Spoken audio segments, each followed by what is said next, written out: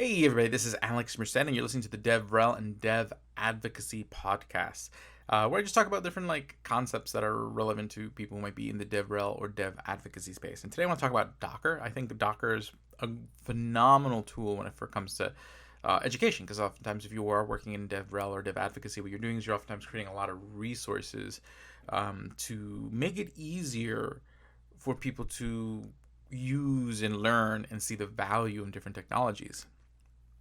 And one of the things that people oftentimes, if you're working especially in enterprise cloud software, it can be really hard because a lot of times people want to try things before they buy them, okay, or they really kind of invest heavily into them. But how do you replicate an entire cloud on your computer? How do you replicate sort of that kind of environment where people can try these things out and get used to learning about them without having to incur the cost of cloud infrastructure? Because it's oftentimes the price of learning a lot of these things. You sign up for a free account, but you have to spin up different cloud infrastructure, EC2 instances, S3 storage, and those costs just to learn can sometimes be more than people want to take. And yes, there's free tiers and even within AWS and things like that, but a lot of times people who have been doing this for a while, they're already past those sort of free tier periods. So Docker is a really good way of doing this. Okay, so for example, recently, what I did is I created a blog and a video series where you essentially create a data lakehouse on your laptop. Okay, and I use Docker for this. And if you're not familiar with what Docker is, because I keep talking about how great Docker is without talking about what it does, it allows you to. It's not the same thing as a virtualized computer. Apologies. Because when you're talking about VMs, if you're talking about using something like VMware to do virtualization and installing an operating system on a virtual machine, when you do that, you are allocating physical hardware resources and sort of hard drive space. So in a sense that you are actually segregating a part of your RAM, a part of your hard drive, specifically for the virtual machine. Okay, so there are a limited resources specifically for that virtual computer, and it's running its own copy of the operating system. It's isolated from sort of top to bottom. Now, when you're using a container for virtualization, what you're doing is a little bit different. What you're doing is you kind of have this segregated file system, and it's kind of segregated operating system in a sense, but you're sharing the resources. So it's all using the same hard drive, the same RAM. You're not saying there's a specific amount of RAM allocated to this container, because basically the way Docker works is you have these pictures of the state of a system called images, and then from those images you can generate containers. So essentially the living, breathing sort of version of that. And then you can also use another tool called Docker Compose that allows you to say, hey, I want to use these 3 containers and put them on the same network. Okay, and the beauty of that is they act like they're a bunch of computers on the same network. And they can actually see each other, communicate with each other. So you can have different containers running different tools that need to work together, and they can just communicate together over the virtual network. And this is really, really cool because in the past, I use Docker. I tried to fit everything on kind of one image. I would just take a blank Linux image, install all the software that I need, and then say, okay, here, just spin up this image, and you can do the things you need to do. But again, you don't get ideal isolation this way. Being able to just create a container for each component.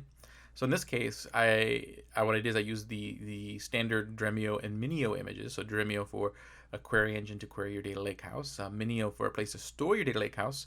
So that way you're not having to, use the AWS S3 or some other object storage right away, but you have something that's like it, so that way you can learn sort of the form of how to work with it.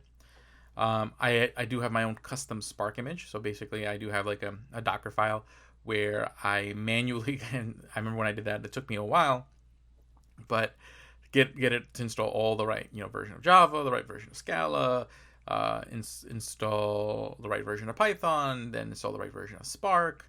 And then after it installs the right version of Spark, to then make sure to install the right libraries in Python and install Jupyter Notebook, and basically have it sort of that container start up by running Jupyter Notebook. The idea being that you have this container that has Spark installed, so that way you can run notebooks against that Spark that's inside that container. Okay, because usually a lot of the Spark containers that exist now usually just spin up Spark as a process But then, there's a few extra steps if you want to like hook up a notebook to it or really interact with that Spark, because you have to kind of know like what port is Spark running on, which I think is 4040 off the top of my head, and then how to kind of write your Spark script to connect to that particular Spark instance that's running. By having it all on the same container, it just is a lot smoother. I can just open up a notebook in my browser and I'm able to access Spark right from there. It's been really helpful for creating tutorials. Then the standard Nessie Docker image. So that's the only one that. So for Flink and Spark, because there's another blog I wrote where I use Flink, that was also a custom image. I took the original Flink image, added a bunch of dependencies to it that were needed for working particularly with Apache Iceberg and Nessie, and then use that for my tutorial. And it's actually pretty easy to do. Like working with Docker files and Docker Compose, once you sit down, you learn the syntax. It's really easy, but allows you to kind of construct. So now I can just create a repo with a Docker Compose file. People can just clone that GitHub repository down. In one command, they have their environment up to do the tutorial. Okay, and I know that they're running in a consistent environment, which is always really good, because it's always one of the troubles when you're trying to write tutorials, is that your tutorial can always work really well for you, and you go through all the steps and it works perfect, but there are just different environmental differences and nuances that are different in other people's situations, that when they try to apply your tutorial, it may not work for them. And the thing is, you don't necessarily have the clairvoyance to understand all the aspects of their environment to guide them, and they may not know them either to be able to relay them to you so you can give them the proper guidance. So having a replicatable environment so that we can say, okay, here, these steps work. Now we just have to figure out what's different about your environment, goes a long way. So the overall point of this episode is learn Docker. Okay, if you're in DevRel Dev Advocacy and you're making tools for people, along with just the general speaking on events, creating content, and all this stuff, being able to really kind of get used to working with Docker on an educational side and being able to create replicatable environments for trying out different technologies will go a long, long way.